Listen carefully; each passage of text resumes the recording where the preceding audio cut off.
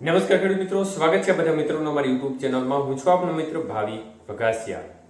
તો મિત્રો, ટેકાના ભાવે ખરીદી બાબતે મહત્વપૂર્ણ સમાચાર સામે આવી રહ્યા છે તે વિશેની માહિતી આ વિડીયોમાં જણાવીશું. તો જે પણ મિત્રો નવા છે તે ચેનલને સબસ્ક્રાઇબ કરી લેજો.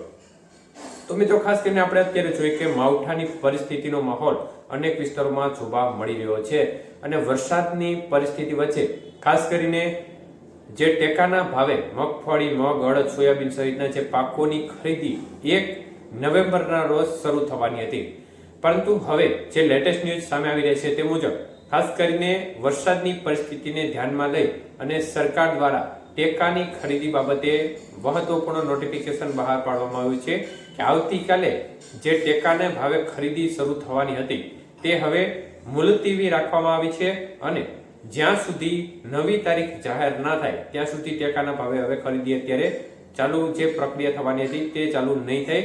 એટલે હવે આગામી સમયમાં મતલબ કે 2-4 દિવસની અંદર જે આ માવઠાનો માહોલ છે તે પૂરો થયા બાદ સરકાર દ્વારા નવી તારીખ જાહેર કરવામાં આવશે અને ત્યારબાદ ફરીથી ટેકાની જે ખરીદી છે તેની પ્રક્રિયા હાથ ધરવામાં આવશે. એટલે તમામ ખેડૂત મિત્રોએ ખાસ આ બાબતનું ધ્યાન લેવું.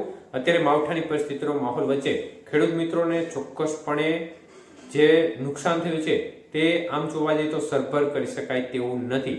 સરકાર હજી છે તે સર્વેના નાટકો કરી રહી છે, પરંતુ અત્યારે સર્વે કરવાની જરૂર જણાતી નથી, કારણ કે આપણે છેલ્લા ઘણા દિવસથી માવઠાનો માહોલ જોયો છે અને અનેક વિસ્તારમાં જોરદાર માવઠાને કારણે પરિસ્થિતિ ખૂબ જ તંગ બનેલી જોવા મળી રહી છે.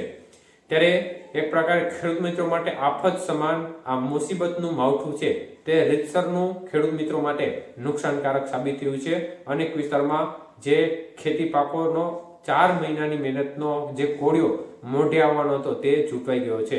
તો આપણે આશા કરીએ કે જલ્દી આ માવઠારૂપી આફત છે તે પૂર્ણ થાય અને ખેડૂત મિત્રોને જે આ વાતાવરણ છે તેમાંથી પણ રાહત મળે.